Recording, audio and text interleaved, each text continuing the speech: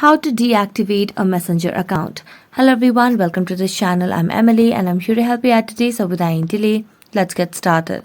So first of all, make sure you have stable Wi-Fi connection and then launch the Messenger application. Make sure you're logged into your account. Now tap on the hamburger icon at the top left corner of the screen. Then tap on the gear icon over here. So just scroll down and then at the very end you can see the option of see more in account center. So tap on it. As you tap on it, scroll down and tap on personal details over here. Then select on account ownership and control. So as you tap on account ownership and control, you'll be able to see there will be two options of memorialization and deactivation or deletion. So we're going to select on deactivation over here. So just tap on the profile and then select on deactivate over here.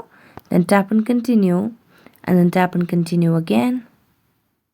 And as you tap on continue, you just have to verify yourself and then you'll be able to deactivate a Messenger account over here. So that's it. Thank you so much for watching this video. See you next time.